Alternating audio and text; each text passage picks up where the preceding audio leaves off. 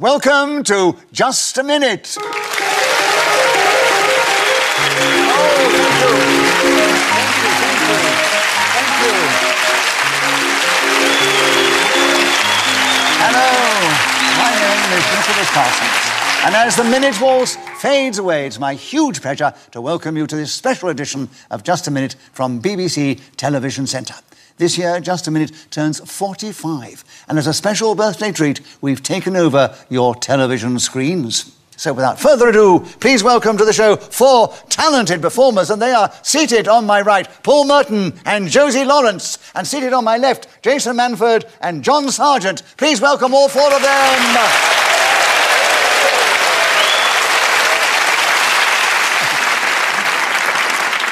Players will try to speak for just a minute on a subject that I give them, and they will try and do that without hesitation, repetition, or deviation. The other 3 panellists can challenge at any time they wish, and if I uphold the challenge, they gain a point and take over the subject. If not, the person speaking gains a point and keeps the subject.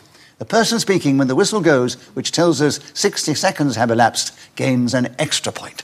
And by the way, they can repeat the subject on the card. Paul, would you take the first subject? Once upon a time.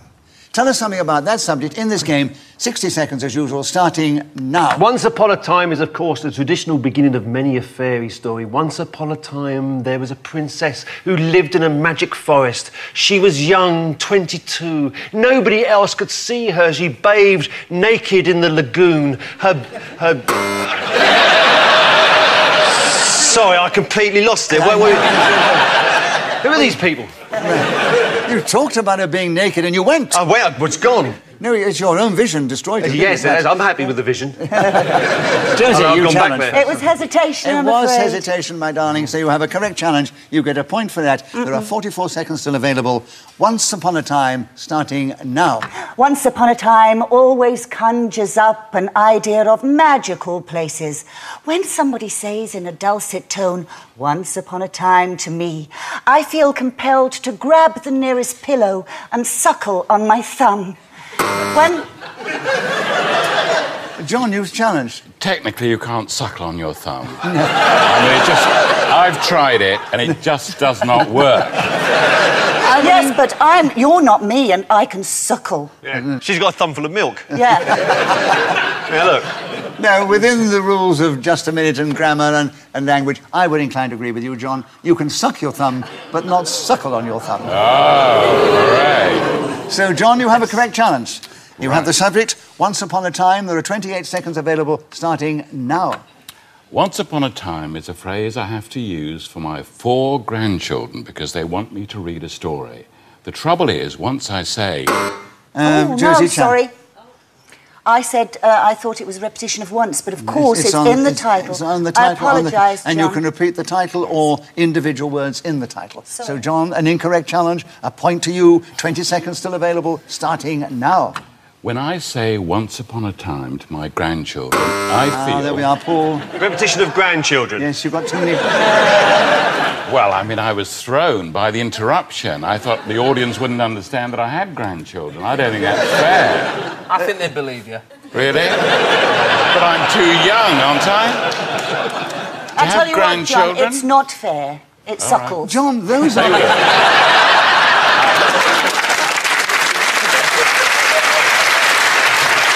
You know what I like to do in this game? When someone gives a wonderful remark like that and gets a round of applause, I give a bonus point for that. Yes. Paul, you had a correct challenge, and you have 16 seconds. Tell us more about Once Upon a Time, starting now. Once upon a time, there was a small girl called Goldilocks who was making her way through the woods. She came upon a cottage, knocked on the door, walked in, saw 3 bowls of porridge laid out on the table. She thought to herself, I don't think much of this is a buffet. Where is...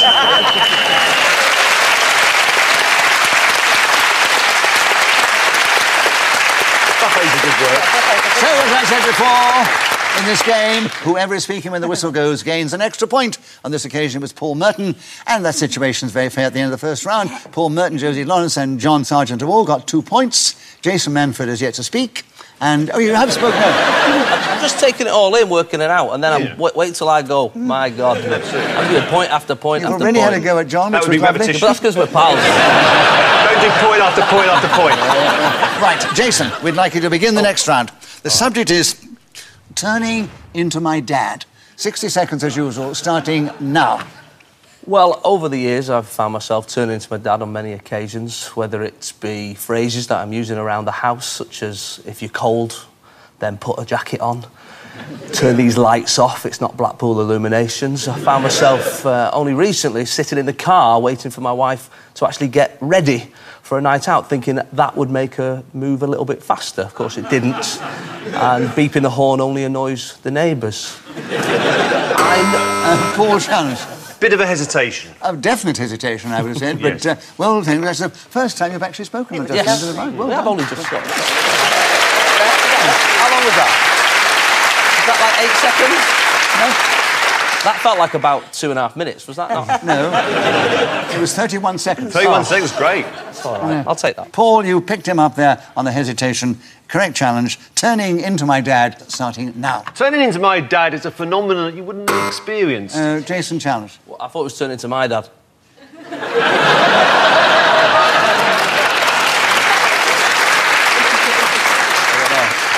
No, it wasn't actually your OK, sorry, I just thought it was about my dad. I thought, that sounds nothing like my dad. I'll tell you what I'll do, because we enjoyed your interruption, give you a bonus point. OK. I'll take it. But, Paul, you have another correct challenge, Yeah. and 29 seconds starting now. Teenagers were only really invented in the 1950s. Before that, you were expected to dress like your parents as soon as you could reasonably be expected to do so. So a boy of 6, 7, 8, 9, 10... Yes. Jason, you challenged. Yeah, for repetition. Of expected. What is that what you said? Yeah. That's what I thought. Well, Jason, you may not have played the game much, but you were quick there. Man. It's funny how quick you pick it up. Yes. So that was a correct challenge, a repetition. So you have a point for that. In 19 seconds, and you take back the subject of turning into my dad, starting now. One way I know I'll never turn into my dad is because he's so good at getting rid of spiders out of the bath and I'm still making me cry. John, challenge. Spiders at the bath. I mean, what sort of English is that? I never said at the bath. At the bar? I said out OK. He said out. I said out the the bar. bath. Yeah, out the bath, I think you're spiders being out the bath. regionalist. there, You said John. bath, for a start. Out of the Just bath. Northern, I'm sorry. Really? I've never heard anyone say that before, but I don't travel much. You've never travelled north of Watford, obviously. Because you sorry didn't about understand the North Country, did you there, John? Right. Jason, you have an incorrect challenge. OK. So you keep the subject. You've got another point, of course. Turning into my dad, 11 seconds starting now. When getting rid of insects in our house, I have to shout the wife to get rid of them. Josie, challenge. I'm afraid he's already said wife. Yes, your wife came before. I did, yes. Asked her to I've go in got the 2 car. of them, though. It's a different person. And even if you had 4, it was still with repetition. So, Josie, you had a correct challenge. You got the subject of turning into my dad, and there are 7 seconds starting now. Of course, I'm a lady, so it would be physically impossible for me to find myself turning into my dad. Although I have got... Oh, well done. So, Josie Lawrence was then speaking when the whistle went, gained that extra point, and so she's now out in the lead with Paul Merton. And John Sargent, we'd like you to begin the next round. The subject, I'm sure this is right up your street, reggae. 60 seconds starting now. I will be... Hesitation? Is that fair? No, you're fair, right. is it? You're right. Let's abandon the way of playing the programme in 45 years so that John can feel comfortable in what's being done. Well, that's very generous of you, Paul. Yeah, absolutely. You have it. Please, no, let him have it. To be fair, as a regular TV Yeah. viewer, I Yeah. definitely would prefer to hear John's version of reggae. Yeah. So, John, they're giving it to you. So you have a point. And you have reggae still. You haven't got it yet because you haven't started. And you have 58 seconds starting... You ready, John? Starting now. Reggae was always a rather frightening subject for me. I was going through a phase where I was trying to be a West Indian, tough, cool guy. When people said reggae in those days, you had to say, yeah, man. After a bit, I found this rather tedious because I hated the music and there was no point in pretending. So what I did then was to not say anything like that. I would say something like, or perhaps, or... Josie challenged you. A repetition of say. Yes, you said say. Say? Yes. People say things and they say other things, don't they? It's not... In just a minute, if you repeat the word... Say? Yes, say. S-A-Y. I think we should change the rules after 45 years and let John keep the subject. Yeah. It is a very tough business. I mean, I better ask you, Josie, do you want John to carry on with reggae? No, I want the part. Right, Josie, a correct challenge. You have 36 seconds available still. Reggae starting now. Reggae is such sexy music. I think it's the offbeat rhythm that does it for me, and the twang of those guitars. My favourite was always Bob Marley and the Wailers. No, woman, I didn't cry. I was jamming in my kitchen to the rock-steady beat, or going down to Electric Avenue to meet my other friends. The trouble with reggae is it's quite difficult to dance to unless you're a cool person, and I am not. You have to have really bendy, soft... Jason challenged. I think Josie is a cool person. So I think that was incorrect. Well, she's proving it now, isn't she? So I will we love give him you, a bonus Jason. point for speaking? Yeah. All right, Jason, you've not played the game before. You'll give you a bonus point. But Josie gets the point because she was interrupted. Yes, sorry. And there are 5 seconds still, Josie, with you on reggae starting now. Let's all go to a party and dance to the rock-steady... Paul challenged. We had Rocksteady Yeah, we and, did. and we had dance Yes, before. We did. yes. We did. Yes, you did, yeah. Yeah. Paul, you got in with 2 seconds to go. You haven't won any friends in the audience, but you won a point. And you've got 2 seconds on reggae starting now. Bob Marley, Pete Tosh and Bunny Wailer made up...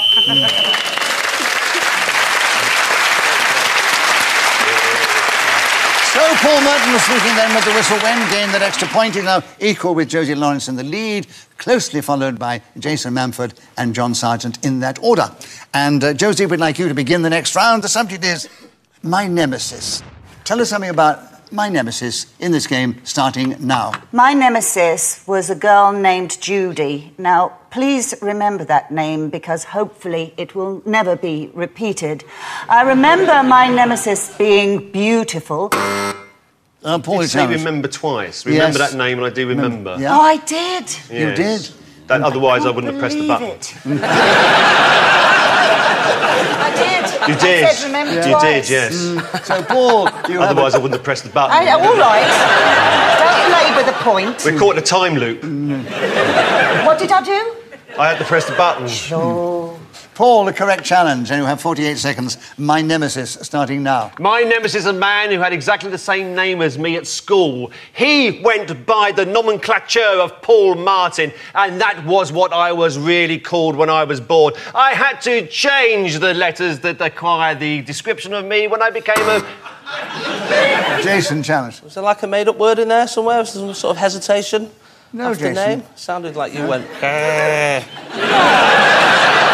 I don't think I didn't cross species. I was panicking, but I didn't cross species. On occasions, Jason, when I give the benefit of the doubt... No, that's fine. And I'm going to give the benefit of the doubt to Paul. I get If it. I can redress the balance sometime later, I will do it for you. Thank you. But right now, Paul, the benefit of the doubt, you have the 33 seconds, my nemesis, starting now. I suppose if you do have a nemesis, it's important to realise who he or she may be, because you could be indulged in normal social chit-chat at a party without realising the person standing in front of you in human form. Near the humus. In human form. Yeah, try to change it and goes into something else. Yeah, Josie, yeah. you challenge first. Yes, hesitation. Yeah, we call that hesitation. Josie, you have 18 seconds. You take back the subject of my nemesis, starting now. My nemesis was better at everything apart from acting. At school, I excelled.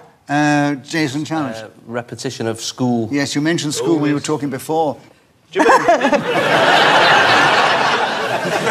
I wouldn't cry, darling. You're only Do one you know point what? behind I Eddie. bet she's enjoying this. Jason, you've had a correct challenge. You've cleverly got in with 13 seconds to go on the subject of my nemesis, starting now. My nemesis was a young man at school called Clifford Frame, who had very hairy arms from around the age of 11. was always jealous of these limbs. Josie Challenge. Hesitation. I think there was, you know, Was there? Jason. Yeah, yes, you went yes. of her, these Yeah, limbs. yes, yes. And you cleverly Yeah. got in with 2 seconds to go, Josie. So 2 seconds. Tell us more about my nemesis, Josie, starting now. My nemesis one day decided to... Very good, very good. So Josie Lawrence was then speaking as the Whistle Wen gained their extra point, and she's now taken the lead, one ahead of Paul Merton, and then Jason Manford and John Sargent are following in that order. And Paul, we'd like you to begin the next round. The subject is, what lives at the bottom of my garden?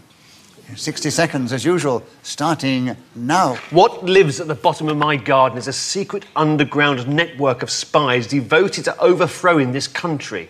I wandered down to the end of my garden and listened to their secretive plans being hatched under the moonlit sky. Their chief ambition is to replace Eamon Holmes with a huge animated puppet that acts like the real thing but doesn't eat as much. And this is extraordinary because the very foundation of British journalism is built on the career of this wonderful man.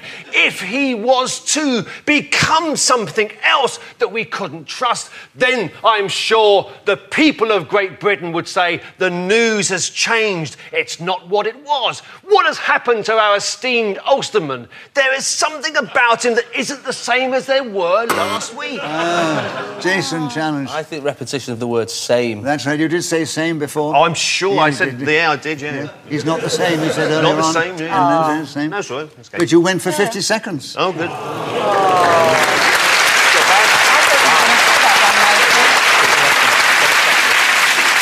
And you get a point, of course, Jason. 10 seconds, as I said. What lives at the bottom of my garden, starting now? What lives at the bottom of my garden is my brother in the shed.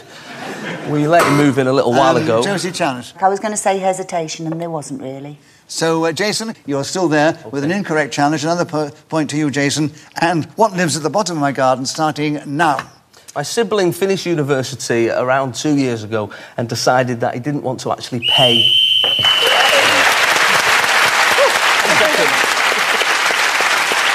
So Jason Manford, the speaker of the Whistle Wen, gained that extra point for doing so. And his situation is that he's now equal with Paul Merton in second place. Josie Lawrence is still in the lead, one ahead. Jason, it's your turn to begin. And the subject is... Oh, lovely one. Tommy Cooper. Oh. Tell us something about that great comic and magician. 60 seconds as usual, starting now. Well, Tommy Cooper is one of my absolute heroes in comedy, alongside Les Dawson and Dave Allen and Billy Connolly. He's a prop comedian, a... Josie Challenge? Hesitation, There I'm was a afraid. hesitation, yes. You tried to remember his props. I did. Go on, do him for us. Well, I thought about doing him, but obviously his phrase is sort of like that, and it's like that, and I thought, that's repetition, I wouldn't be able to do. It's like that, it's like that. Everyone sort of feels like they can do it. So, Josie, you had a correct challenge. You get a point for that, of course. You take over the subject. Tommy Cooper, 50 seconds starting now. Ah, the wonderful Tommy Cooper, the man with the fizz. You know, a mate of mine, Sandy, who's a makeup artist, used to work on all his shows, and she said he had one of the biggest faces she's ever seen. And what a wonderful visage. You only have to look at Tommy and you laugh. But his jokes are wonderful, and he was a brilliant magician. One of my favourite jokes was, I've just been to the dentist. He said, there's nothing wrong with my teeth, but my gums have got to come out.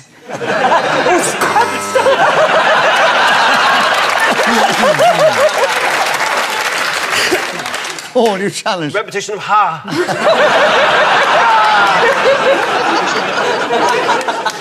You forgot that you were meant to keep going. I did.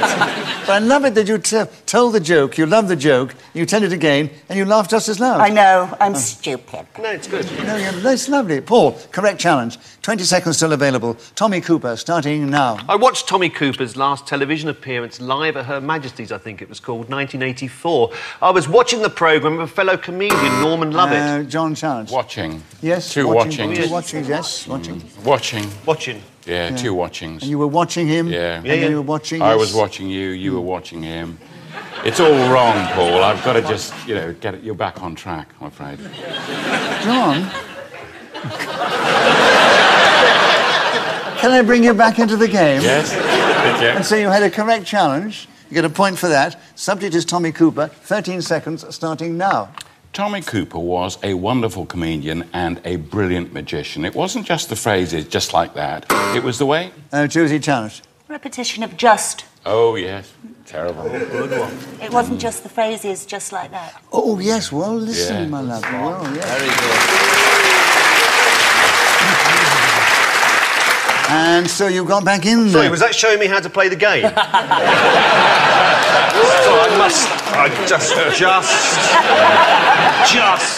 So hit the two just one after another as quick as that. That's where my timing's all just. Okay, I've got it. So, Josie. 6 seconds still available. Tommy Cooper starting now. One of the best sketches was the hat sketch. He had a box full... Jason sorry. challenged. No, it was the sketch thing that you said. Sketches and then sketch. That's right. I've learnt that now. Yes. Well, it doesn't matter.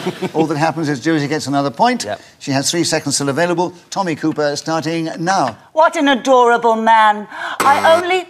Full challenge. You did have man before. You did have man before. You said one. Do you remember? Yes, I remember. She remembers. She remembers. And Paul, you got him with 1 second to go. And 1 second. Tommy Cooper, Paul, starting now. One of the great comedians of the 20th century. Right. Very good.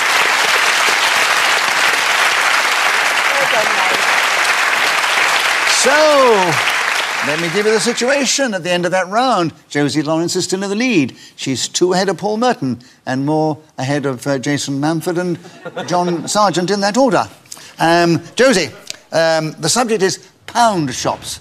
Tell us something about those in this game starting now. In the olden days, when a wage could be little more than a farthing, pound shops were very expensive establishments. But now they're the best places for bargains, and Aladdin's cave, a cornucopia of treasures. Grab your plastic basket and walk down those brightly lit aisles. Cranberry-scented candles, batteries for my household needs, a jumbo roll of cling film, Christmas decorations, a glowing Madonna on laminated cardboard, all for £1. I have £20 in my purse. I'm rich. Look, over there, bin liners, mint-flavoured hand wipes, toothpaste, shampoo, and up there, plastic chrysanthemums.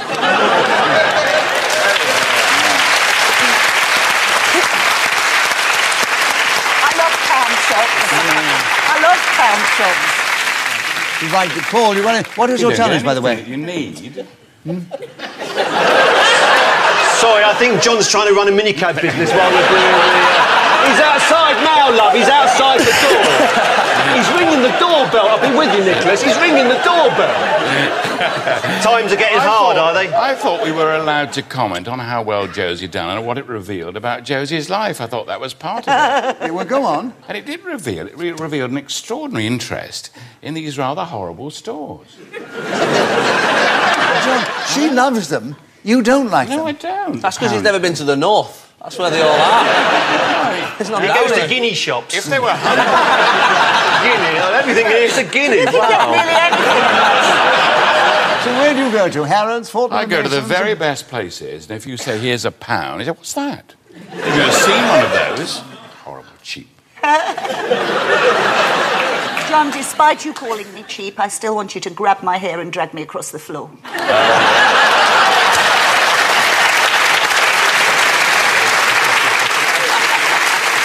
I think that deserves a bonus point, don't you? Yeah. Yes, right. So, Paul, you challenge. What was it? Well, I wrote it down because I was in danger of forgetting it. I know. Repetition of plastic. Oh, That's yes. right, yes. You mentioned plastic before. Yes. Right. And, Paul, you've got him in 9 seconds to go. Pound shops starting now. Josie obviously loves his pound shops. I've wandered in from occasion, but I don't actually find much in there that I like. I prefer staring through the window and conjuring...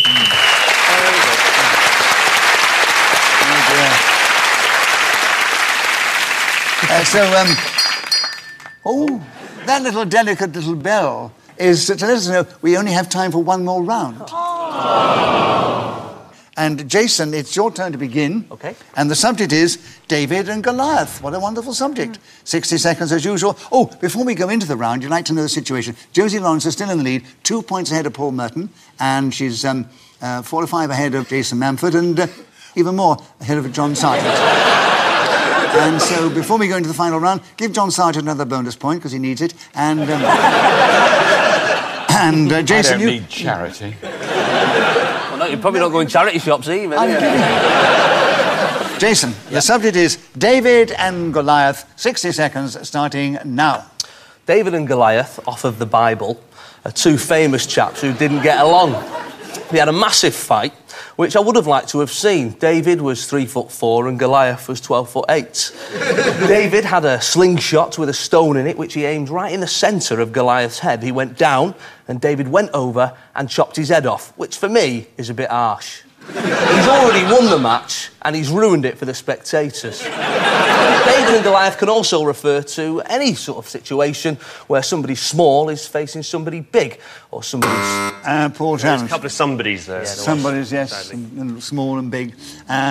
I loved your interpretation. He wasn't 3 foot nothing, David. No, he wasn't. He was Goliath 5'8". was a giant, but he was normal size. Well, Goliath was 6'8" at the Yeah, time, but 6'8". in the repeated telling of the story, he's now like 8'3". So people just keep adding a couple of inches, but that's men for you.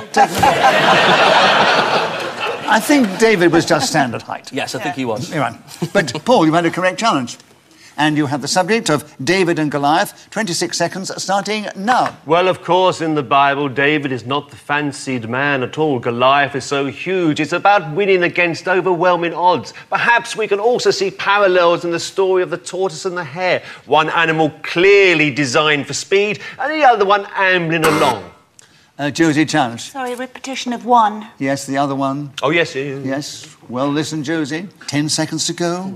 David and Goliath, with you, starting now. Now, imagine the scene. Poor giant Goliath has been asked by his mates to go out there and fight with a little bloke. So he's in a bit of a no-win situation.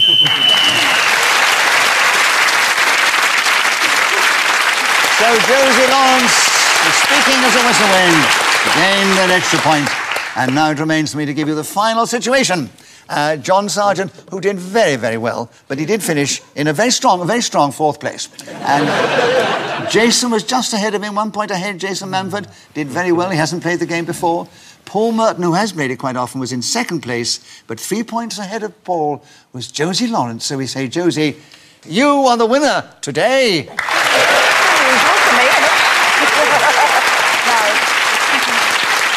Then it remains to say thank you to these 4 fine players of the game. So it's goodbye from this delightful audience here at the Television Centre. It's goodbye from me, Alexis Parsons. And join us again the next time we play Just a Minute!